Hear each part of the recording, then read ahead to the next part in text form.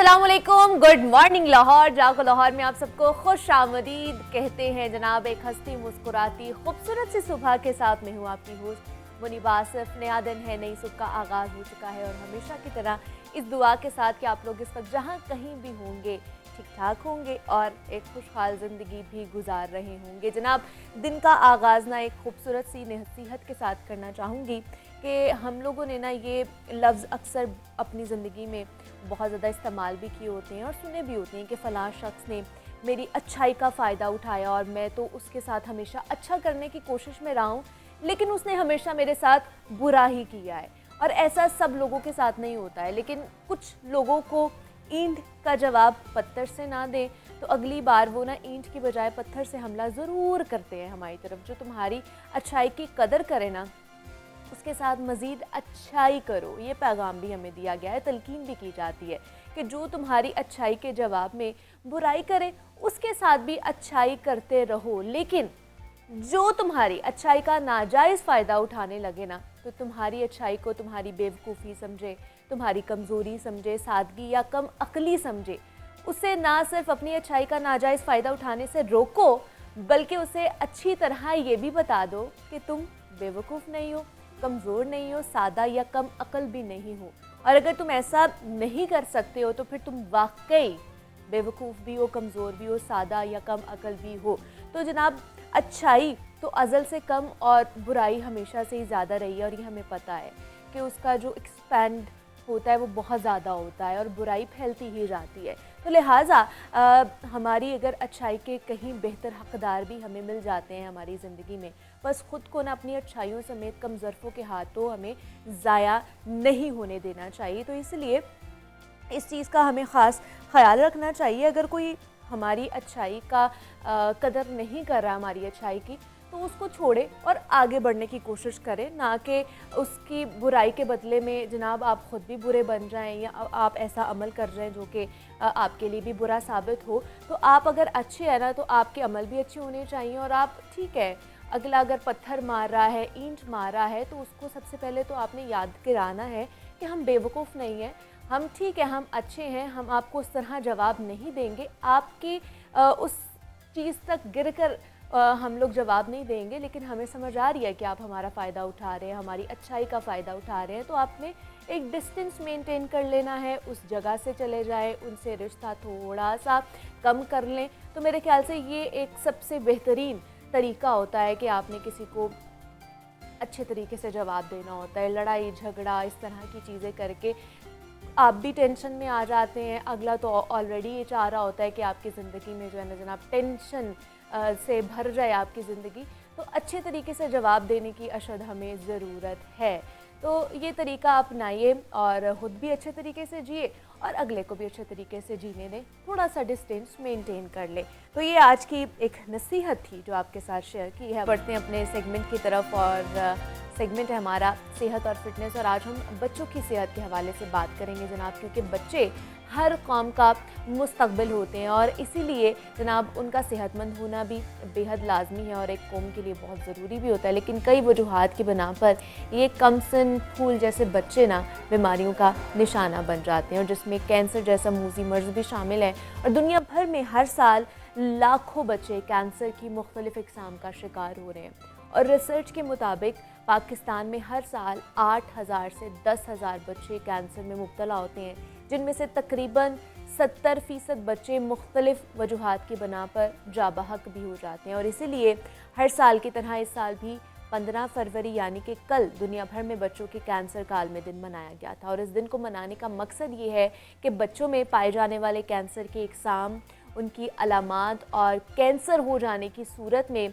उसके इलाज के बारे में ज़्यादा से ज़्यादा आगाही फैलाई जाए और बच्चों में किस किस्म का कैंसर पाया जाता है, इसकी अलामात क्या हो सकती हैं, साइंस एंड सिम्टम्स पर बात करेंगे।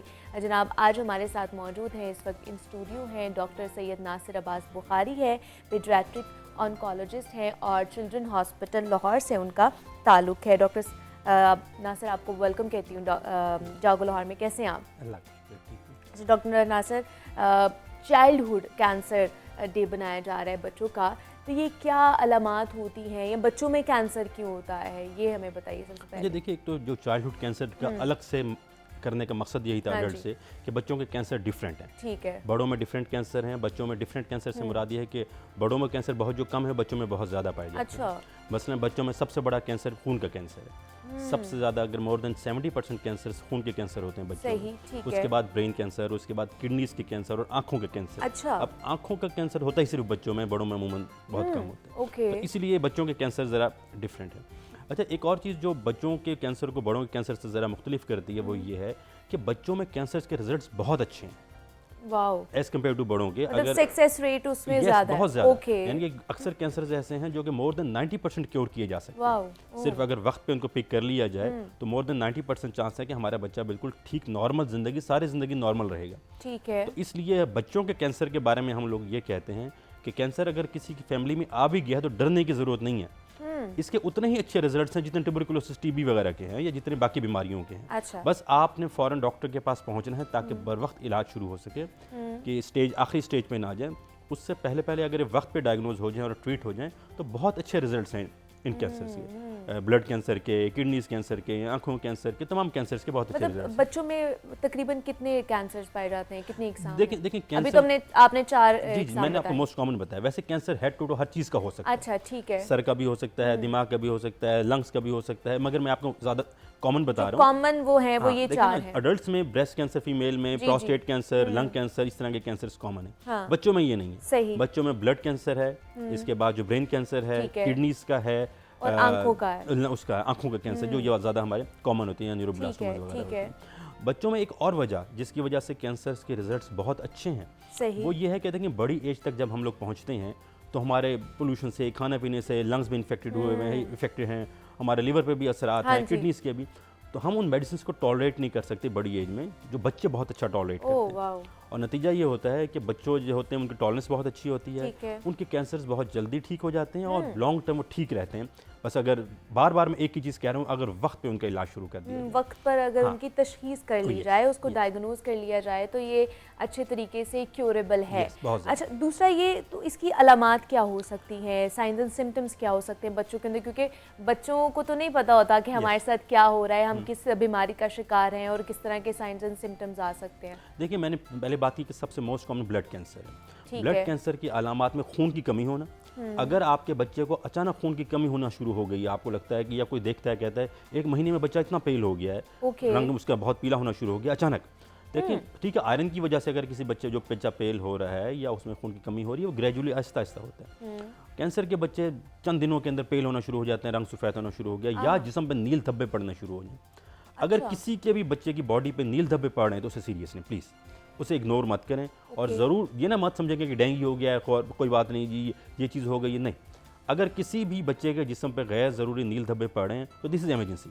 और देखिए मामूली से टेस्ट हैं, 100-200 रुपए की CBC के टेस्ट हो जाते हैं, अल्ट्रासाउंड 500 में हो जाता है, यानी कि विदिन 1000 की इन्वेस्टिगेशन से आपके बच्चे को पता लग सकता है कि खुदा न खास्ता कोई कैंसर तो नहीं है। खून की कमी होना, नंबर 2 जिस्म पे नील धब्बे पड़ना या जिस्म पे किसी भी किस्म के कोई गिल्टी का निकलना। अच्छा। ये अलामात ज़्यादा कॉमन होती हैं जो ब्लड कैंसर में मोस्ट कॉमन होती हैं। इसी तरीके से जो मैं किडनीज़ की और बाकी बात कर रहा था, अक्सर बच्चे माओ को जब शॉवर देती हैं, छोटे बच्चों को नहलाती हैं, उनको किसी भी किस्म का मैस फील हो जाए पेट में, अच्छा। हल्का सा भी उनको उभार फील हो जाए, हाँ। तो ये नहीं कहना कि कोई बात नहीं है तो गोला बन गया कुछ, नो, दिस इज सीरियस। आपने इग्नोर नहीं करना और फ़ौरन अल्ट्रासाउंड कराना है या डॉक्टर के पास लेके जाना है। और मैंने कहा ना कि अमूमन जो बच्चों के कैंसर हैं स्टेज 1, 2, 3 पे मिल जाते हैं, नज़र आने, उनकी अलामात आनी शुरू हो जाती हैं। ओके। हम असल में उन्हें इग्नोर करते हैं, इसलिए वो फिर अगले स्टेजेस में चले जाते हैं। हमें तो लगता ही नहीं है ना कि बच्चों में भी ये चीज़ हो सकती है। हर चीज़, यही तो चीज़ है ना। हाँ। तीसरी जो मैंने आंखों के कैंसर की बात हाँ की, जी। देखिए आप देखिए जब हम कैमरे में हमारे फ्लैश हमारी आंखों में पड़ता है तो आपने अक्सर देखा होगा कि हमारी आंखें रेड नज़र आ रही होती हैं, दिस इज़ नॉर्मल। ओके। आंखों का रेड नज़र आना नॉर्मल है। अगर किसी बच्चे को आप आंखों में देखते हैं, उसके कैमरे में आपको नज़र आता है कि एक आंख तो रेड है, दूसरा वाइट नज़र आ रही है, दिस इज सीरियस। इसी तरीके से आप फ़ौरन उसको डॉक्टर के पास रश करेंगे क्या प्रॉब्लम है उसके अंदर। इसी तरीके से अगर बच्चे की आंखों में कोई भी आपको सफ़ेदी नज़र आती है, देखिए बड़ों में तो कैटरेक्ट हो सकता है जिससे मोतिया कहते हैं, बच्चों में मोतिया नहीं होता। अच्छा। अगर उसकी आंखों में ज़रा भी आपको सफ़ेदी नज़र आई है तो फ़ौरन डॉक्टर के पास चेकअप के लिए लेके जाएँ, क्योंकि ये अमूमन छोटी उम्र में आते हैं, 6 माह, 7 माह, 8 माह, 1-2 साल की एज में आ जाते हैं जो कैंसर, आंखों के कैंसर होते हैं। और उनकी अलामत यही होती है कि सफ़ेद नज़र आना शुरू हो जाती हैं आंखें उनकी, जो ठीक है। आंखों के दरमियान की पुतली है जो ब्लैक कलर की होती है वो वाइट होनी शुरू हो जाती है। और इसका भी अगर हम फ़ौरन ट्रीटमेंट कर लें तो बच्चे की आंख भी बचाई जा सकती है, बच्चे का इलाज भी मुकम्मल तौर पे हो सकता है और बच्चा नॉर्मल ज़िंदगी भी गुजार सकता है। तो इसलिए अगर मैं समराइज़ करता हूँ इन अलामात को, बच्चे में खून की कमी का होना, ठीक है। जिस्म पे नील धब्बों का पड़ना, किसी भी किस्म की गिल्टी का फील होना पूरी बॉडी में, पेट में या किसी भी जगह पे, या आंखों के अंदर किसी किस्म की सफ़ेदी का होना, इसको फ़ौरन आपको सीरियस लेना चाहिए और फ़ौरन डॉक्टर के पास जाके कुछ बेसिक टेस्ट ज़रूर करा लेनी चाहिए। अच्छा, दूसरा डॉक्टर साहब, ये मौरूसी भी तो हो सकती हैं, ये जेनेटिकली भी ट्रांसफ़र हो सकती है, और क्या जब एक न्यूबॉर्न बच्चा है, बेबी पैदा हुआ है, क्या उसमें भी ये चीज़ें आ सकती हैं, उसके बाद उसमें तशख़ीस हो सकती है? देखिए बहुत कम। अच्छा। आँखों का कैंसर हम ये ज़रूर कहते हैं कि अगर किसी की फैमिली में रन कर रहा है तो चांसेस ज़्यादा हो जाएंगे कि आपके बच्चे में भी कैंसर आ सकता सही। है, लेकिन ये ज़रूरी नहीं है। अगर फैमिली में नहीं भी तो किसी भी बच्चे में ये अलामात आ सकती हैं, कैंसर हो सकता है। और दूसरे नंबर पर ये कि बहुत कम होता है कि पैदा होने के 1-2 माह 3 माह के अंदर आ जाएँ। अमूमन 6 माह के बाद 1 साल के बाद आने शुरू होते हैं, और अगर विद इन 1 ईयर आ जाएँ तो हम कहते हैं कि ये फैमिली के अंदर रन कर रहा होगा। ठीक है। अगर 1 साल की उम्र के बाद आए तो हम समझते हैं कि नहीं, ये बाद में बच्चे ने एक्वायर किया है और बाद में कैंसर हुआ। और एक और बात कि अब तक हम कोई ऐसी वजह तलाश नहीं कर सके दुनिया भर में कि हम ये कहें कि अगर हम अपने बच्चे के साथ ये करेंगे तो उसे कैंसर नहीं होगा। अच्छा। ऐसा हम नहीं कह सकते। जिस तरह हम कहते हैं ना, बड़ों में तो स्मोकिंग एक रीज़न है, हाँ। बड़ों में, लेकिन बच्चों में हम कोई ऐसी रीज़न नहीं तलाश कर सके कि जिसकी वजह से हम कहें कि ये रुक जाएगा तो ये नहीं होगा। एक चीज़ आ गई, अब साइंस एक चीज़ को मान रही है।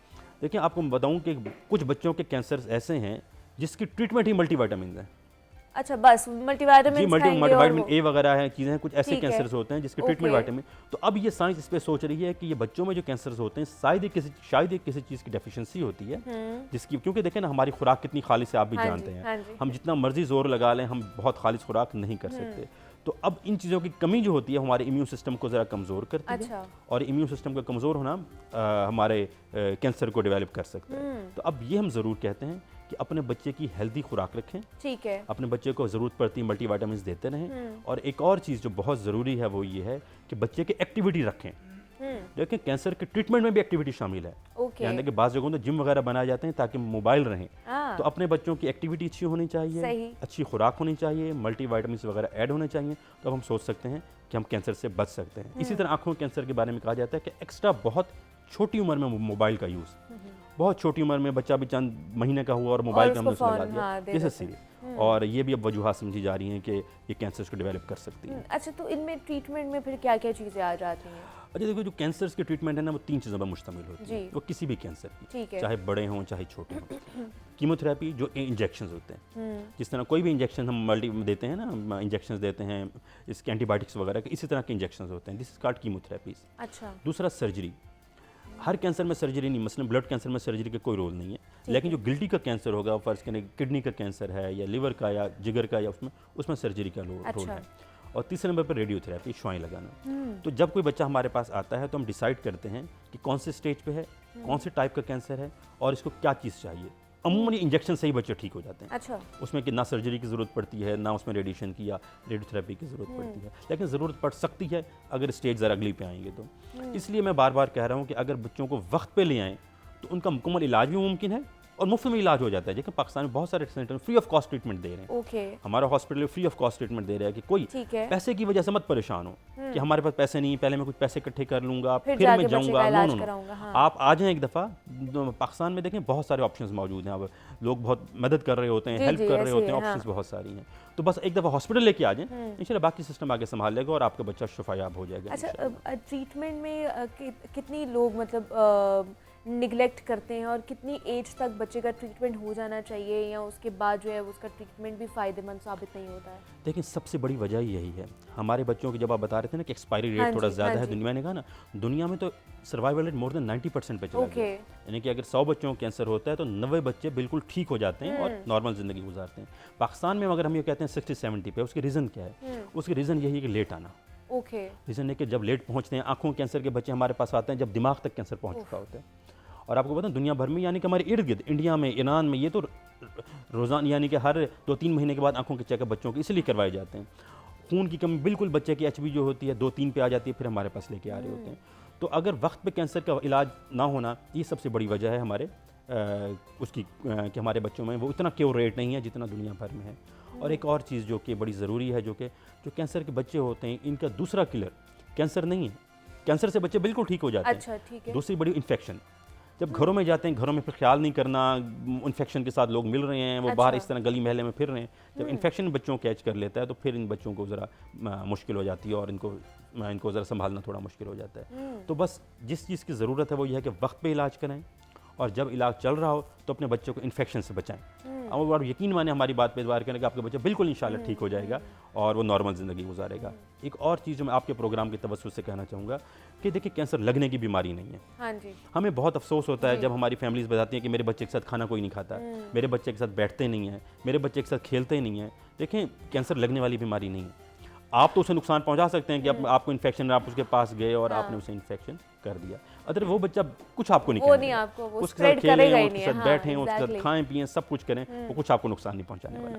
ये सारे हमारे माइंड सेट है ना, ऐसे टैबूज बना दिए गए हैं हम लोगों ने कि अच्छा ये कैंसर है तो ये शायद और भी फैला देते हैं। आगाही नहीं है, अवेयरनेस की जो है ना वो बहुत ज्यादा कमी पाई जाती है। बेचारे एक तो बीमारी का शिकार हैं, अब उससे भी लड़ रहे हैं, लेफ्ट आउट भी फील करते हैं वो, और मेंटली वो बेचारी चीज़ पे कहते हैं मुझसे तो कोई मिलता नहीं है। बच्चे इतना देखें, मासूम बच्चे बात का जब आपसे ये पूछते हैं ना, सर मेरा क्या कसूर था, लेकिन मेरा तो कोई कसूर नहीं था, मेरे साथ खेलता भी कोई नहीं है, मेरे साथ खाता भी कोई नहीं है, मैंने ऐसा, तो वो हमें फिर बहुत अफसोस होता है कि कुछ इस बच्चे को कुछ ऐसी बीमारी नहीं है कि बेचारे को ये सब कुछ फेस करना पड़े, मगर वो बस हमारा माइंडसेट के हम उस बच्चे को और आइसोलेट कर देते हैं और उसे मुसीबत। अच्छा, वैसे तो कैंसर का नाम सुन के ही दिमाग में आ जाता है कि कैंसर है ये एक बहुत ज़्यादा मूजी बीमारी और ख़तरनाक बीमारी है, लेकिन जिन कैंसर्स की हम बच्चों में कैंसर्स की बात करें, उनमें सबसे ख़तरनाक कैंसर कौन सा है, कौन सी टाइप है? देखिए, मैंने आपको बताया कोई कैंसर ख़तरनाक नहीं है बच्चों में।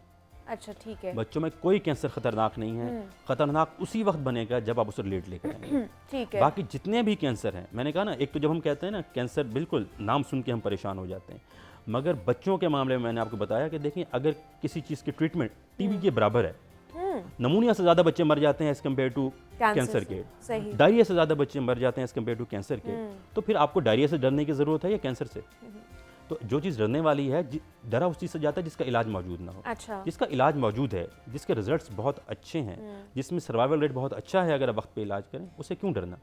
उसे कोई डरने की ज़रूरत नहीं है। अगर आप वक्त पे इलाज करेंगे तो उतने ही अच्छे रिजल्ट्स मिलेंगे जो किसी इन्फेक्शन से मिलते हैं और चीज़ों से मिलते हैं। तो डॉक्टर साहब, चिल्ड्रन हॉस्पिटल में आप होते हैं, वहाँ पे तो कितने मतलब बच्चे आ जाते हैं? देखिए, हम आपको पता है सर, ये तो हमारा सेंट्रल हॉस्पिटल है, हाँ, तो बहुत ज़्यादा आप अंदाज़ा करें कि न्यू कैंसर के पेशेंट्स रोज़ाना हमारे, जो मैं कहूँ नए कैंसर, देखें एक तो कैंसर का इलाज 1 साल 2 साल चलता रहता है, तो वो पुराने बच्चे आ रहे हैं जिनका इलाज चल रहा है, रोज़ाना तकरीबन को 40-50 न्यू पेशेंट्स आ रहे होते हैं कैंसर और ये के। डेली रूटीन, ये डेली की बात कर रहा हूँ, इमरजेंसी के उसमें ओपीडी के जरिए डेली न्यू पेशेंट्स आ रहे होते हैं। तो आप इसी से अंदाज़ा करें कि कितना ज़्यादा फैल रहा है ये।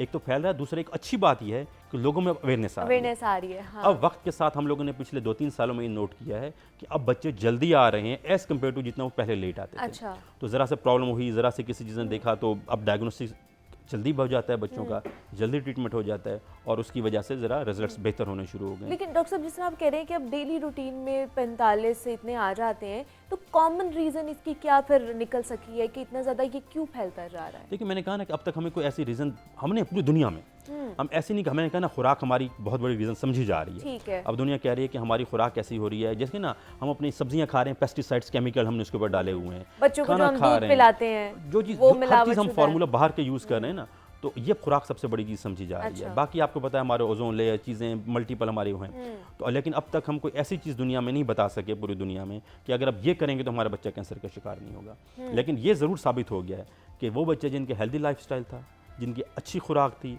जो इन चीज़ों से बचे रहे हैं, उनमें कैंसर का रेट कम है एज़ कम्पेयर टू जो लोग अपनी खुराक का ख्याल नहीं रखते या जिन लोगों ने अपनी एक्टिविटीज़ पे तवज्जो नहीं दी। अच्छा, तो कौन से स्टेज पे है, मतलब जैसे आपने ये क्यूरेबल है, ये डिजीज़ कैंसर भी क्यूरेबल है, इतना ख़तरनाक नहीं है, लेकिन कौन से स्टेज पे जो है वो फिर बिल्कुल ही ख़त्म हो जाते हैं चांसेस कि ये सक्सेसफुल हो? नहीं, ऐसा कोई नहीं, ऐसा नहीं? कोई स्टेज नहीं। इवन स्टेज 4 जी, इवन स्टेज 4 के जब बीमारी बढ़ भी चुकी हो, हाँ, वहाँ पे भी सर्वाइवल है, वहाँ पे भी हम सर्वाइवल रेट कम जरूर हो जाता है। ठीक है। देखिए ना, मैंने कहा कि अगर स्टेज 1, 2 या 3 पे आ गए तो मोर देन 80-90%। सर्वाइवल के बहुत अच्छे रिजल्ट्स।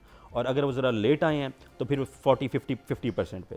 मगर ऐसी कोई स्टेज नहीं है बच्चों के कैंसर में जहाँ पे आप ये कहते हैं कि इलाज ही मुमकिन नहीं है। अच्छा, ऐसा कुछ नहीं है। इलाज की ऑप्शंस बदल जाती हैं, इलाज ज़रा मुश्किल हो जाता है, मेडिसिन ज़रा टफ हो जाती हैं, लेकिन ऐसा नहीं है कि हम कहें कि जी तुम्हारा इलाज ही मुमकिन नहीं है। हाँ, ये ज़रूर होता है कि बाज़ वक़्त बहुत रश की वजह से हमें प्रायोरिटी पे रखना पड़ता है कि यार हमारे पास आज एक बेड खाली, फ़र्ज़ कर मिसाल दे रहा हूँ आपको, और हमने इस बच्चे को सिलेक्ट करना है तो हम कहते हैं यार इसके रिजल्ट ज़रा ज़्यादा अच्छे होंगे, हम इसको प्रेफरेंस दे दें एज़ कम्पेयर टू दूसरे को। लेकिन ऐसा नहीं कि उसमें ऑप्शन नहीं है। ऑप्शन बच्चों के कैंसर में हर स्टेज पे, हर बीमारी में, हर तरह के कैंसर में बहुत ऑप्शंस मौजूद हैं और क्योर रेट बिल्कुल मौजूद है। और आप बिल्कुल ये मायूस मत हों। और अगर किसी के ख़ानदान में कैंसर है कि अब ये स्टेज आ कि मेरे बच्चे कुछ नहीं बनेगा, बहुत ज़रूरत पड़ती है तो हम ट्रांसप्लांट कर देते हैं। अच्छा, हम पूरे हड्डी का गुदा ही बदल देते हैं, नया हड्डी का गुदा डाल देते हैं उसके अंदर जहाँ पर खून बन रहा है। मतलब इस तरह की भी ये बिल्कुल टेक्नोलॉजी आ है। चुकी है। चिल्ड्रन हॉस्पिटल जो है पूरे पाकिस्तान का पहला गवर्नमेंट हॉस्पिटल है जहाँ हम बोन मैरो ट्रांसप्लांट भी कर रहे हैं। तो ये नहीं है कि ऑप्शंस बहुत सारी हैं। तो इसलिए अब आज की दुनिया में ये सोचना कि कैंसर है हो गया और मेरे बच्चे का अब सर्वाइवल नहीं होगा, नो। बस आपने हिम्मत करके पहुंचना एक दफ़ा, आगे इंशाल्लाह अल्लाह की ज़ात है और हमारी सारी टीम मौजूद है जो आपके बच्चे को संभालने के लिए मौजूद है। अच्छा, खुदा ना खास्ता डॉक्टर साहब, लोगों का ये भी माइंडसेट होता है ना कि अगर एक बच्चे में डायग्नोज हो गया है कैंसर है तो क्या नेक्स्ट में भी ये हो सकता है कि नहीं हो सकता है, अगर फैमिली हिस्ट्री है तो? देखिए, मैंने कहा ना कि जिनमें फैमिली हिस्ट्री है उनमें सिर्फ 5% चांस बढ़ जाता है। अच्छा। बाकी कोई नहीं है। सही। फ़र्ज़ करें कि किसी बहन भाई को हो गया तो अब आप ये मत समझें कि इसके अगले किसी बहन भाई में भी होगा, नो। जो कोई ऐसी बीमारी नहीं जीन्स के अंदर चली जाए। बहुत कम कैंसर ऐसे हैं जो कि जीन्स, मैंने कहा ना आँखों कैंसर है, आँखों कैंसर अगर है तो वो एक होता है, फैमिलीज़ में रन कर रहा होता है, लेकिन ब्लड कैंसर वगैरह नहीं। बहुत कम चांसेस हैं कि अगर किसी बहन भाई को हुआ है या ख़ानदान में, देखें ना लोग यहाँ तक बेचारे इतनी मुसीबत के शिकार होते हैं कि उनकी फैमिलीज़ में लोग शादियाँ नहीं कर रहे होते कि ख़ानदान में कैंसर है। हाँ। तो भाई ऐसे कुछ नहीं है, ये किसी को भी हो सकता है, ये आप मुझे या किसी को भी किसी टाइम पे भी किसी भी शख्स को हो सकता है। ये कोई ऐसी चीज़ नहीं है कि जो उसके ख़ानदान से किसी को दूर करे। ये हमारे खुदा न खास्ता जीन्स के अंदर नहीं चल रही है बीमारियाँ, तो ऐसी कोई बात नहीं है कि हम अगर फैमिली में है या नहीं है, किसी भी शख्स को ये किसी उम्र में भी हो सकता है। ठीक है। अच्छा डॉक्टर साहब, लास्ट पे क्या कमेंट करना चाहेंगे आप देखने वालों को या जो वालिदैन हमें देख रहे हैं उनको क्या कहना चाहेंगे? बस मैं ये कहना चाहूँगा कि कैंसर, बच्चों में कैंसर काबिल इलाज है, इससे डरने की ज़रूरत नहीं है। बस आपने इन जो चीज़ें मैंने आपको बताई हैं इसको इग्नोर नहीं करना, डॉक्टर के पास लेके जाना है। अगर आपका बच्चा वक्त पर इंशाल्लाह आएगा तो बिल्कुल आप बेफिक्र हो जाइए, उसके उतने ही अच्छे रिजल्ट हैं जो कि किसी नमूनिया के, डायरिया के या किसी भी और बीमारी के रिजल्ट्स हैं। तो इसलिए बच्चों के कैंसर से डरने की ज़रूरत नहीं है, बच्चों के कैंसर पर परेशान होने की ज़रूरत नहीं है, और माशरे को उनको सपोर्ट करना है, उनको मज़ीद हेल्प करना है, ना कि उनसे दूर भागने की ज़रूरत है। बिल्कुल ऐसे ही है, उनकी मदद करने की हमें ज़रूरत होती है, उनको इनकरेज करने की ज़रूरत होती है कि ऑलरेडी वो इतनी मुझे बीमारी से लड़ रहे होते हैं और उनको जब हम लेफ़्ट आउट फील कराते हैं तो वो और ज़्यादा जो बीमारी होती है उनके ऊपर हावी हो जाती है। हमारे साथ डॉक्टर साहब मौजूद है, डॉक्टर सैयद नासिर अब्बास बुखारी हैं। सर बहुत शुक्रिया आपके वक्त का कि आप यहाँ पर आए। और जनाब चाइल्डहुड कैंसर डे कल मनाया जा रहा था और आज हमने इसके ऊपर जनाब ये टॉपिक रखा है ताकि ज़्यादा से ज़्यादा आगाही फैलाई जा सके कि जनाब ये जो बच्चों में कैंसर पाए जाते हैं इतने ख़तरनाक नहीं है, क्योरेबल हैं, रिवर्सिबल हैं, इन पर काबू पाया जा सकता है। तो इसलिए ज़्यादा आपने टेंशन नहीं लेनी है। मसला यहाँ पे आता है जब उसको हम लोग जल्दी डायग्नोज नहीं करते, इनिशियल स्टेज पर नहीं पकड़ते हैं। तो इस तरह की कोई भी अगर आपको साइंस एंड सिम्टम्स अपने बच्चों में नज़र आ रहे होते हैं जो डॉक्टर साहब ने हमें हाईलाइट करके बताए हैं, तो आप फ़ौरन से पहले डॉक्टर से रजू करें, ट्रीटमेंट करवाएं और इंशाल्लाह आपका बच्चा जो है वो अच्छे तरीके से अपनी ज़िंदगी बाकी नॉर्मल बच्चों की तरह गुजार सकेगा। मसला ये है कि तशख़ीस जो है वो जल्द अज जल्द करने लाजमी होती है, तो टेंशन नहीं लेनी है। बस ये है कि जनाब जो इलाज है वो अच्छे तरीके से हो जाए और हमारा बच्चा जो है वो अच्छी ज़िंदगी, भरपूर ज़िंदगी, सेहतमंद ज़िंदगी गुजारे। और हमें क्या चाहिए होता है। तो यहाँ पे एक छोटी सी ब्रेक लेते हैं, मज़ीद भी बात करेंगे, आपने कहीं नहीं जाना, मिलते हैं इस ब्रेक के बाद।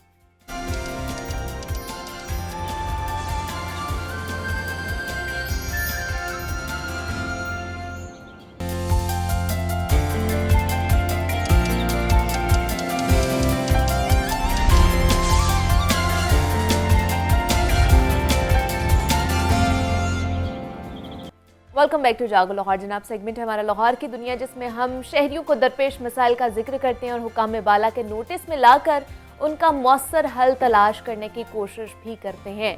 तो जनाब आवाम का सबसे दरीना मसला है महंगाई, और हमारी हुकूमत पे दर पे आवाम पर महंगाई के वार करती ही जा रही है। वफाकी वज़ीर ख़जाना इसहाक डार ने आलमी मालियाती इदारा यानी कि IMF की शराइत पर मिनी बजट पेश कर दिया है, जिसमें जनरल सेल्स टैक्स 18% और लग्जरी आइटम्स पर जो सेल्स टैक्स हैं वो 17% से बढ़ाकर 25% करने की इस वक्त तजवीज़ कर दी गई है। सिगरेट मशरूबात पर फेडरल एक्साइज ड्यूटी में भी इजाफा किया गया है। सीमेंट पर फेडरल एक्साइज ड्यूटी में 1.5 से 2 रुपए फी किलोग्राम इजाफा हुआ है। बेनजीर इनकम सपोर्ट्स प्रोग्राम का फंड 360 अरब से बढ़ाकर 400 अरब रुपए कर दिया गया है, जबकि शादी की तकरीबात के बिलों पर 10% की शरह से with holding adjustable advance income tax का नफाज भी कर दिया गया है।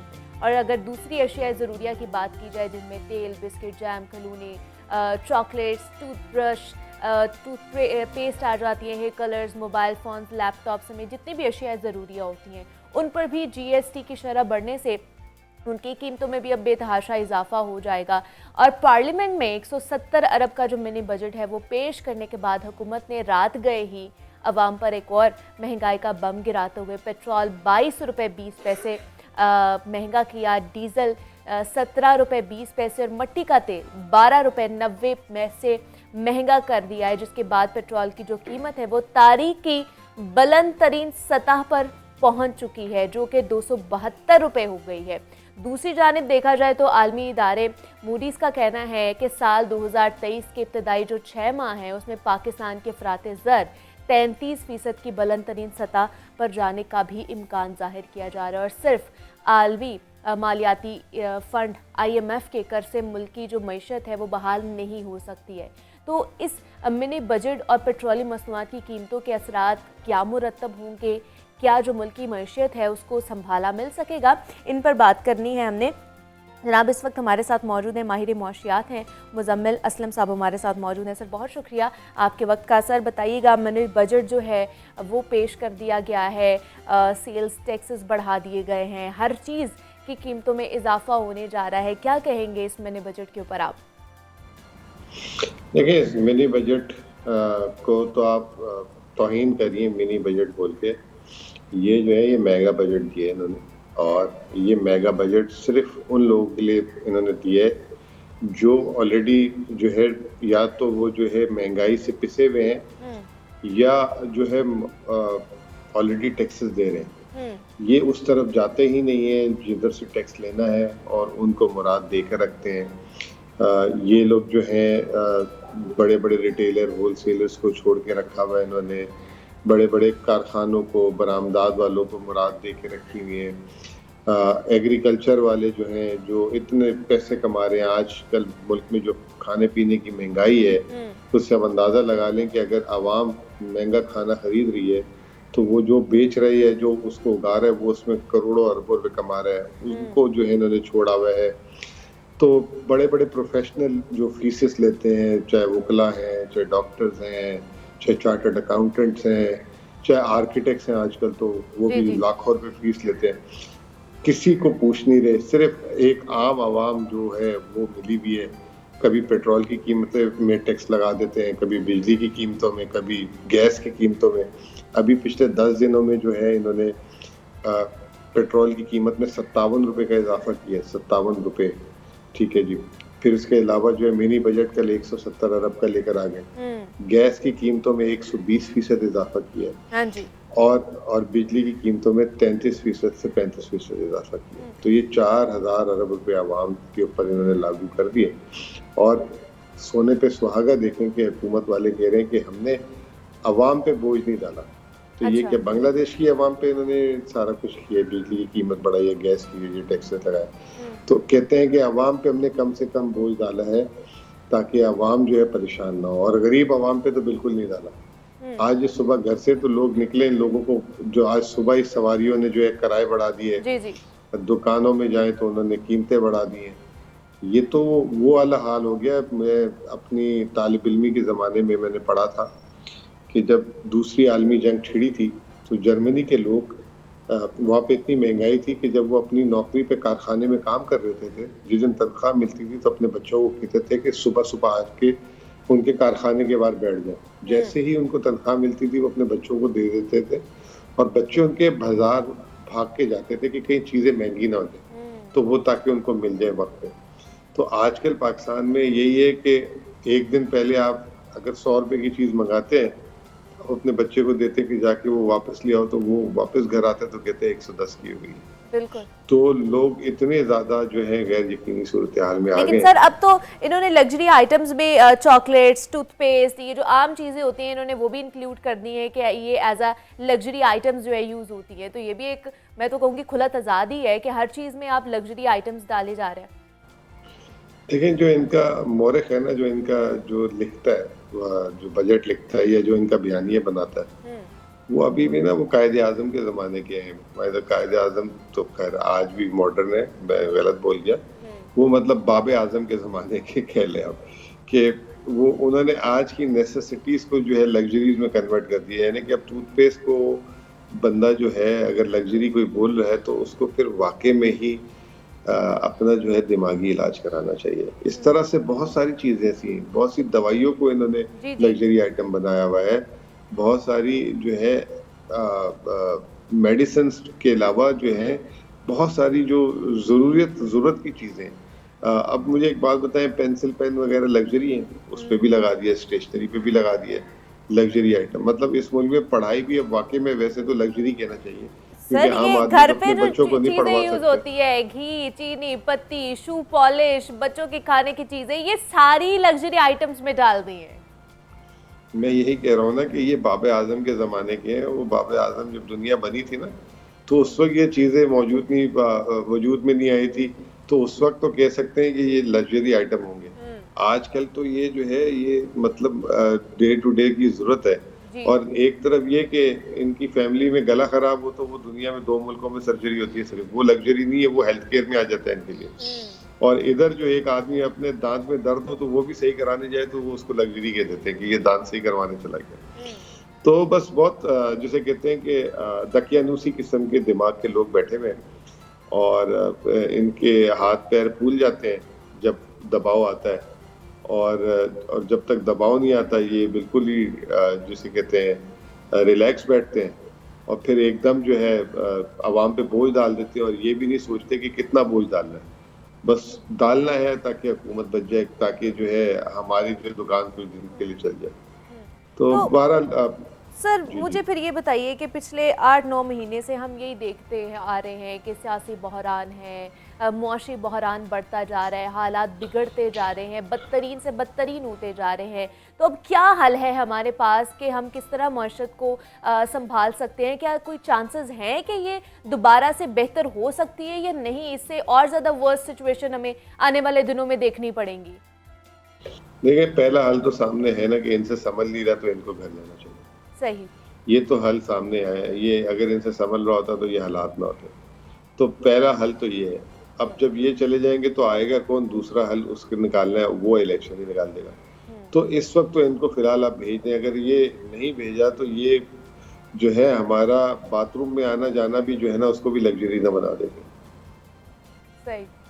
तो जी। उसका फिर क्या कहेंगे? मतलब वो तो महंगाई की शरह तो है, वो तो अब मतलब 35% से भी ऊपर तजावुज करती जा रही ये है। 35 से 70 हो जाएगी जी अगर ये बैठे रहे जिस खुदा तरह ना के ये खास्ता, काम कर रहे हैं। खुदा ना हाँ, खास्ता। जिस तरह के ये काम कर रहे हैं। अभी तो 35 तो पुरानी महंगाई पे है मैडम। हाँ नई जी। महंगाई जो आज तेल की कीमतें बढ़ी हैं, मिनी बजट लगा है, गैस की कीमतें जो बढ़नी है वो तो आना है। तो वो तो राइटिंग ऑन द वॉल है कि महंगाई पूरी दुनिया कह रही है, आलमी इदारे कह रहे हैं कि पाकिस्तान में इस साल महंगाई बहुत ऊपर है। तो ये किस खेत की मूली है? तो ये अगर ये बोल रहे हैं कि ये महंगाई कम कर देंगे तो फिर तो अल्लाह ही हाफिज है। इनको तो अपनी जो सनद है वो भी टेस्ट करवानी पड़ेगी कि वो सही भी लिए, ये जाली डिग्री वाले लोग हैं ये सारे। लेकिन सर आईएमएफ का जो वफ्द होकर गया है और उसके बाद उन्होंने जो मंसूबा भी बहाल किया है, तो क्या उनके फंड्स के बाद भी क्या नहीं हमारी मुआशी हालत सही हो सकती है? मंसूबा अभी कहाँ बहाल हुआ है, नाइन्थ रिव्यू अभी तो फंसा हुआ है। ये तो अभी शराइत पूरी कर रहे हैं, उसके बाद पता लगेगा कि उनको काबिल कबूल है कि नहीं। मतलब अभी शराइत मुकम्मल होते हुए भी अभी टाइम लगेगा? नहीं, ये तो पूरी कर रहे हैं अपनी तरफ से, जापिशानी करके रातों रात जो है सारी चीजें करके। उधर जो है कबूलियत है कि नहीं है, वो इनके साथ जो है सेटिस्फाई है कि नहीं है, ये अभी तक नहीं पता चला। अच्छा मुज़म्मिल साहब, ये मुझे बताइए कि ये सिचुएशन हम सबके सामने है, बच्चा बच्चा जानता है कि इस वक्त पाकिस्तान की क्या सिचुएशन चल रही है। तो मुझे बताइए कि लाइफ सेविंग अगर देखा जाए कि उसके लिए जो ड्रग यूज़ होती है, ये वेंटिलेटर का जो काम करता है, इस वो सिचुएशन में इस मशत के लिए आप क्या कहेंगे कि वो वेंटिलेटर कौन सी चीज़ साबित हो सकती है हमारे लिए या हमारी मशत के लिए इस वक्त, जो फौरी तौर पर हो जाए? देखें, फौरी तौर पे मईशत की बहाली और ये जो ओवरसीज पाकिस्तानी जो पाकिस्तान को पाकिस्तान भेजते हैं उसकी बहाली, और जो हमें जो जहाँ जहाँ से कर्ज और रकम आनी है, अगर वो आ जाएगी तो हमारा वेंटिलेटर चालू हो जाएगा। अगर ये नहीं हुआ तो ये जो है वेंटिलेटर तो सामने पड़ा हुआ है लेकिन उसके अंदर ना ऑक्सीजन है ना कुछ है, तो वो बेकार है, एक वो लोहे का टुकड़ा है। अच्छा ठीक है। तो सर ये पेट्रोल बम भी रात को जो गिराया गया है 2200 रुपये जो बढ़ा दिया गया है, और इस पे भी अभी और आ रहा है कि शायद ये और मज़ीद बढ़ेगा और 300 से भी ऊपर इसकी कीमत जा सकती है। इस हवाले से क्या कहेंगे आप?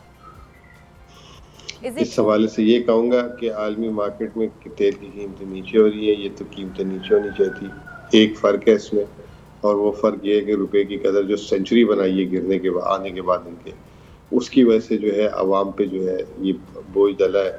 और दूसरा जो हुकूमत ने 30 रुपये पेट्रोलियम लेवी था, IMF के साथ तय करके 50 रुपये कर दिया, 20 रुपये का वहाँ से फ़र्क आया। तो ये 120 रुपये या कम से कम 100 रुपये पेट्रोल सस्ता होना चाहिए था। आवाम को 180, अगर इमरान खान की हुकूमत होती तो मैं आज दावे से कह रहा हूँ कि पूरे टैक्स लेने के बावजूद भी 200 से ऊपर पेट्रोल ना होता। अच्छा दूसरा सर, पिछले दिनों ये आई भी थी, रिपोर्ट भी आई थी, इंकशाफात भी होते हैं कि पाकिस्तान से जो है डेली बेसिस पे स्मगल हो रहे हैं, डॉलर स्मगल हो रहे हैं। ब्लूमबर्ग की ये रिपोर्ट भी थी जिसमें ये सारे इंकशाफात हुए थे।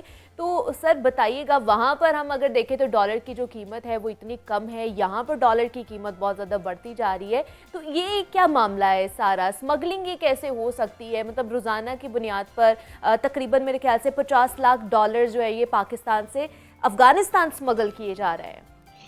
देखिए, ये तो कोई नहीं बता सकता कितनी स्मगलिंग हो रही है। अगर आपको ये पता है, अगर आप गिन सकते हैं स्मगलिंग कितनी हो रही है, तो वो फिर आपको स्मगलिंग नहीं कहेंगे, वो तो आप सहूलतकारी कर रहे हैं। अच्छा। मसला ये कि पाकिस्तान में जो दरामदी पाबंदियां लगी हुई थी और जो अभी तक लगी हुई हैं, उसकी वजह से पाकिस्तान में स्मगलिंग बढ़ गई है। तो जब स्मगलिंग बढ़ जाती है तो फिर आपके मुल्क से ज़र मुबादला डॉलर दूसरे मुल्क जाता है, और उधर से जो है स्मगल हुई हुई जो है ना गुड्स आती है। तो इसको क्या रोका जा सकता है सर? रोका जा सकता है, हुकूमत का काम है रोकना। और दूसरी बात ये कि आपने क्यों स्मगलिंग में मजबूर किया लोगों को? आपकी पॉलिसी का भी फुकदान है, पॉलिसी भी सही करें और जो एनफोर्समेंट भी करें, दोनों चीजें करें। नहीं तो इससे हमारी मईशत पे क्या असर होगा, और क्या अगर डॉलर तरफ बढ़ जाता जाएगा या स्मगल होता जाएगा तो डॉलर की कीमतें फिर भी बढ़ेंगी, क्योंकि हमारे पास डॉलर नहीं है।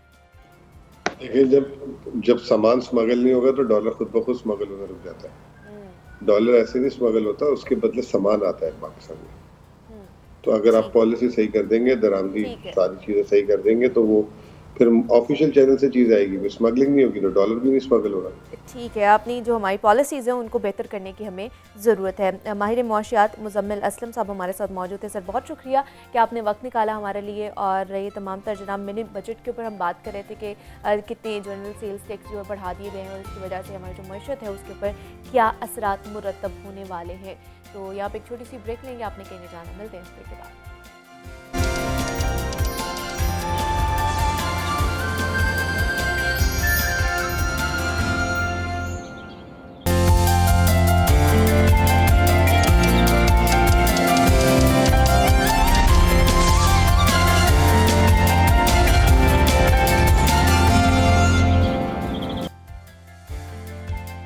वेलकम बैक टू जागो लाहौर। जनाब अब कुछ बात कर लेते हैं समाजी रवैयों के हवाले से। तो अमूमन देखा जाता है कि अगर हम किसी गैदरिंग में बैठे होते हैं ना, तो जैसे ही कैमरे का रुख हमारी तरफ किया जाता है तो हम फ़ौरन से अपना पेट अंदर करके बैठ जाते हैं, अच्छे तरीके से बैठ जाते हैं, ऐसा चेहरा बना लेते हैं ताकि हमारे चेहरे पे अगर कोई पिंपल्स मौजूद हैं या ऐसी कोई चीज़ है तो वो कैमरे के अंदर ना आए और हम अच्छा दिखे। और लोगों के दरमियान ख़ुद को अच्छा दिखाना कोई गलत बात नहीं है, लेकिन चंद अफराद जो होते हैं जिस्मानी साख के मसाइल को इंतहाई संजीदा ले लेते हैं, और बाज़ लोग दूसरों की जिस्मानी साख्त को तनकीद का निशाना बनाकर, उनका मजाक उड़ाकर तफरीह का ज़रिया बनाने की कोशिश करते हैं। और जनाब ख़ास तौर पर जो मोटे लोग होते हैं वो ज़्यादा दुबले सांवली रंगत वाले अफराद पर जुमले कसते हैं या उनका मजाक बनाना, तो जैसे हम में से सबका एक कल्चर बन चुका है कि बॉडी शेमिंग के मुर्तकिब अफराद ये समझने से कासिर हो जाते हैं कि मजाक के तौर पर कसे गए उन जुमले की वजह से ना सिर्फ दूसरों की इज़्ज़त नफ्स जो है मजरूह होती है, बल्कि उन्हें शदीद ज़हनी मसाइल से भी दो चार रहना पड़ता है। तो हमने ख़ुद से ही एक ब्यूटी स्टैंडर्ड्स सेट किए हुए होते हैं, जैसे गोरा रंग, दुबला पतला इंसान ही अट्रैक्टिव नज़र आता है। तो ये जो बॉडी शेमिंग है ना, ये मुआशरे पर क्या असरात मुरतब करती है, किस तरह नफ्सियात से खेलती है, इस पर भी बात करनी। तो बॉडी शेमिंग के हवाले से दूसरा एज शेमिंग के हवाले से भी बहुत बात की जाती है कि जनाब अब आप इतने बड़े हो गए हैं या आपकी इतनी एज होगी, अब आप कोई काम नहीं कर सकते हैं। सपोज़ एक बड़ा जुमला कसा जाता है कि बूढ़ी घोड़ी लाल लगाम, कि आप शोख कपड़े नहीं पहन सकते, अगर आपकी एज ज़्यादा होगी तो आप शादी नहीं कर सकते हैं, आप कोई तालीम हासिल नहीं कर सकते। तो इस तरह की बहुत सारी चीज़ें आ जाती हैं एज शेमिंग में भी। तो आज हम ये दो चीज़ें हैं जिसके ऊपर बात करने वाले हैं। हमारे साथ इस वक्त मौजूद है डॉक्टर बिस्मा एजाज हैं, माहिर नफ्सियात हैं। डॉक्टर बिस्मा, आपको वेलकम कहती हूँ जागो लाहौर में। कैसी हैं आप? बिल्कुल ठीक Muniba, I am totally fine, thank you. Doctor Bisma, body shaming and age shaming, हम लोग इसको बड़ा नॉर्मल लेते हैं कि हम किसी के ऊपर भी जुमला कस देते हैं, किसी को भी कहते हैं तुम तो बड़े मोटे हो, तुम तो बड़े पतले हो, तुम तो बड़े काले हो। इस तरह की चीज़ें हम तो उसको मजाक के तौर पर ले रहे होते हैं, लेकिन वो जो नेक्स्ट पर्सन होता है जिसको हम बोल रहे होते हैं उसके ऊपर उस चीज़ के किस तरह के असरात मुरतब होते हैं? मुनीबा, बहुत अच्छा टॉपिक आपने सिलेक्ट किया आज के आपके शो के लिए। बेसिकली बॉडी शेमिंग जो है वो ज़रूरी नहीं है कि किसी मोटापे से के शिकार इंसान को ही बॉडी शेम किया जाए या बहुत ही पतला जो है उसको बॉडी शेम किया जाए। बेसिकली जो बॉडी शेमिंग करते हैं उनके अपने कुछ कॉम्प्लेक्सेस होते हैं, सही, जिनको वो ओवरकम करने के लिए और अपनी कुछ एंग्जाइटीज़ को मतलब उसको काबू पाने के लिए वो दूसरे को रिडिक्यूल करते हैं, उसको मजाक का तंज का निशाना बनाते हैं। बट अल्टीमेटली उसका नुकसान ज़ाहिर है जो शिकार है, जो विक्टिम है, उसको होता है। और ऐसे लोग जो कि ऑलरेडी किसी प्रॉब्लम का शिकार हैं, किसी साइकियाट्रिक इलनेस का शिकार है, या उनकी मेंटल हेल्थ जो है वो ऑलरेडी काफ़ी हद तक डिटीरियोरेटेड है, तबाह हुई हुई है किसी भी रीज़न की वजह से, उन पे ऐसे कॉम्प्लीमेंट्स जो हैं, बैड कॉम्प्लीमेंट्स इन केस, वो ज़्यादा इफ़ेक्ट करते हैं and they and up into may be suicidal thoughts also. ऐसे लोग हैं जो कि डिप्रेशन की इस इंतहा तक पहुंच जाते हैं कि अपनी ज़िंदगी का भी खात्मा कर देते हैं। और मैंने ऐसे केसेस देखे हैं जो कि फिर अपनी जो सुसाइडल नोट होता है उस पर अपनी ये रीज़न कोट करते हैं, क्योंकि मैं एक वर्थलेस पर्सन रहा हूँ, मुझे लोगों ने एक्सेप्ट नहीं किया, मैं बहुत मोटा था या मैं बहुत पतला था या मेरी रंगत ऐसी थी, इसलिए मैं अपनी ज़िंदगी का खात्मा कर रहा हूँ। सो आपका एक मजाक जो है वो अगर किसी दूसरे इंसान की जान लेने का सोर्स बन जाता है तो इससे बड़ी मेरा ख्याल है कि बुरी बात कोई नहीं हो सकती। लेकिन ये जो हमने खुद ही से ये जो ब्यूटी स्टैंडर्ड्स बना लिए हुए हैं, मतलब हर घर में ही होता है ना, अगर किसी की बेटी थोड़ी सी उसकी रंग डार्क है तो माएँ उसको बोल रही होती है कि तुम्हारा रंग डार्क है, बाकियों को देखो उनका रंग कितना खूबसूरत है, चिट्टी गोरी है, और ये करीमें यूज़ करो, ये करो, लोग क्या कहेंगे। मतलब हमारे घर से भी ये चीज़ें शुरू हो रही होती हैं। बिल्कुल बिल्कुल ऐसे ही है। मेरे कुछ ऐसे एक्वेंटेंसेस हैं, ऑब्वियसली मैं यहाँ पे उनका नाम तो कोट नहीं करना चाहूँगी, जिनमें पेरेंट्स ज़्यादातर माएँ जो हैं वो अपने ही दो बच्चों में फ़र्क महसूस करती हैं और करवाती हैं। जैसे अभी आपने बात की कि एक बच्ची जो है वो बहुत गोरी है और दूसरी जो उसका रंग सांवला है, तो उसको एहसास दिलाया जाता है कि तुम ये चीज़ करो ताकि तुम्हारी जो रंगत है वो बेहतर हो जाए। आप बचपन से ही एक बच्चे में कॉम्प्लेक्स डेवलप करने का सोर्स खुद बन रहे हैं, तो आप खुद देखें कि वो एडल्ट बन के किस किस प्रॉब्लम का शिकार हो सकता है, और उसकी मेंटल हेल्थ अगर ख़राब हुई है तो उसका कॉज कौन है। अल्टीमेटली आप तो खुद रिस्पॉन्सिबिलिटी नहीं लेते उस चीज़ की, लेकिन अल्टीमेटली वो इंसान जो है उसकी आपने शख्सियत को बहुत बुरी तरह से मुतासिर किया होता है। तो हमारे ये ट्रेंड्स चलते हैं। और सबसे बड़ी बात आपने कहा कि ब्यूटी के कुछ स्टैंडर्ड्स हैं जो कि बना दिए गए हैं, तो ओवरऑल वर्ल्ड वाइड आप देखें अब तो मोबाइल जो हैं उनमें फ़िल्टर्स के बगैर तस्वीर लेना कोई पसंद ही नहीं करता। पहले आप फ़िल्टर सिलेक्ट करते हो, पहले ऐसा ऐप डाउनलोड करते हो जिसमें आप बेहतर तरीके से पतला चेहरा हो जाए, रंगत गोरी हो जाए, आंखों का रंग बदल जाए, मतलब गालों पे लाली आ जाए, एवरीथिंग, तो फिर आप अपनी तस्वीर लेते हैं। और किसी वक्त फ़िल्टर सिलेक्ट किए बगैर अगर आप तस्वीर ले लें तो आप वो पूरा दिन खुद डिप्रेशन में रहते हैं कि ये मैं ही हूँ। हमने अपने लिए स्टैंडर्ड्स खुद जो हैं ये किए हुए हैं, मतलब we are not able to face reality basically. So this is क्या चेंज किया जा सकता है इस थॉट को या इस माइंडसेट को हमारे मुआशरे के? चेंज जो है वो हमेशा अपने से शुरू होती है। हम एक्सपेक्ट करते हैं कि सोसाइटी पहले चेंज हो फिर हम चेंज होंगे। हाँ। हालांकि ऐसा नहीं है। You have to start changing yourself first. So अगर आप अपने तस्वीरें जो हैं, चले 10 अगर फ़िल्टर में लिए हैं तो 5 आप बगैर फ़िल्टर के भी ले लें and try to make a comparison. Basically love yourself first. अपने आप जैसा आप खुद हैं अपने आप को वैसे मोहब्बत करें, एक्सेप्ट करें, तो मेरा ख्याल है ये चीज़ें मैटर नहीं करती। तो डॉक्टर बिस्मा आपके पास आती हैं, मतलब वो लड़कियां हों या मर्दों को भी बहुत ज़्यादा कहा जाता है कॉम्प्लेक्स का शिकार होते हैं वो लोग, उनके ऊपर भी बॉडी शेमिंग और एज शेमिंग का कहा जाता है, तो आते हैं इस तरह के लोग खुद से कंसर्न करते हैं कि हमारे साथ ये हो रहा है, हमें बॉडी शेमिंग की जा रही है? जी बिल्कुल आते हैं, और मेरा ज़्यादातर एक्सपोजर जो है वो ज़ाहिर स्टूडेंट पॉपुलेशन में होता है। तो बहुत सी ऐसी स्टूडेंट्स होती हैं जो इस प्रॉब्लम का शिकार होती हैं और वो फिर बहुत डिस्टर्ब होती हैं। देयर फेसेस आर लाइक कि बिल्कुल मुरझाए हुए फूलों की तरह उनका चेहरा हो जाता है। तो मैं उनको काउंसल भी करती हूँ और उनको एहसास दिलाती हूँ इस बात का कि आप ऐसे ही ब्यूटीफुल हैं, मतलब you don't need to wear makeup on your faces. जैसी आपकी नेचुरल ब्यूटी है, this is a natural beauty, you should accept it. और लड़कियों के अलावा बेसिकली मुझे लगता है कि लड़के जो हैं ना उन पे बात कम की जाती है। समझा जाता है कि शायद उनके प्रॉब्लम्स नहीं हैं, लेकिन जो 14-15 साल के एडोलेसेंट बॉयज़ होते हैं ना, बेसिकली वो एक ट्रांसफॉर्मेशन से गुजर रहे होते हैं। उनकी फ़िज़िक चेंज हो रही होती है, आवाज़ चेंज हो रही है, they are growing moustache and beards. So उनकी बहुत लीन किस्म की भी फिगर हो सकता है, फ़िज़ीक हो सकती है। तो उस वक्त लड़कों का होता है कि यार जिम ज्वाइन करो, तुमने अपना क्या हाल बनाया हुआ है, मतलब बॉडी तो बनाओ अपनी।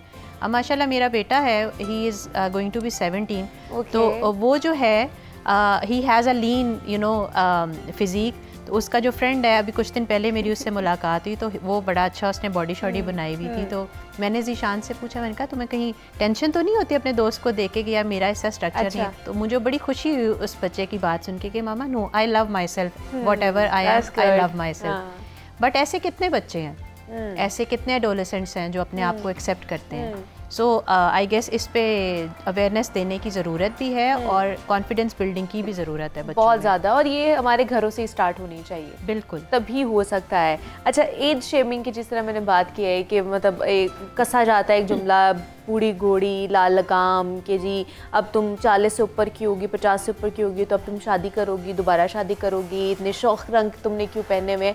इवन के मर्दों में भी ये चीज़ें बोली जाती हैं।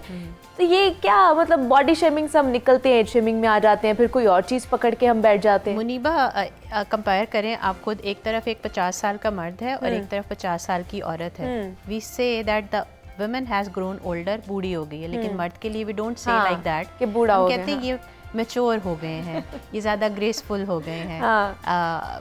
मतलब आई डोंट नो, वो अल्फाज और जुमले ही चेंज हो जाते हैं ना। एग्जैक्टली। और मैं देखती हूँ कि आजकल वाकई एक ट्रेंड है कि शादी के लिए किसी एज की ज़रूरत नहीं है। You can get married whenever you want to get married. So ऐसे होते हैं लोग जो देखते हैं, और ज़्यादातर लोग जो हैं वो यही इस तरह के कमेंट्स करते हैं कि जी इतनी उम्र में शादी करने की क्या ज़रूरत थी। मतलब I don't know what they think कि शादी ऐसी क्या चीज़ है जिसके लिए कोई उम्र का कम होना ज़रूरी है। तो मेरा ख्याल है कि ऐसे लोग जो है ना वो खुद अंदर ही अपने आप को कुछ ऐसा कमतर इंसान समझते हैं जिसको वो प्रोजेक्ट करते हैं दूसरे की तरफ। It doesn't matter what age do you belong, कि आप कुछ भी करना चाहते हैं उसका एज के साथ कोई लिंक नहीं होना चाहिए। Age is just a number, और नंबर जो है मेरा ख्याल है जितना ज़्यादा बंदा जो है उसकी एज ज़्यादा होती है वो ज़्यादा एक अपीलिंग पर्सन बन जाता है, उसके पास तजुर्बा होता है, दैट पर्सन हैज़ एक्सपीरियंस, और उसने इतनी लाइफ गुजारी होती है। तो मेरा ख्याल है उसके साथ बैठ के बातचीत करने में आपको ज़्यादा एंटरटेनमेंट भी महसूस होती है।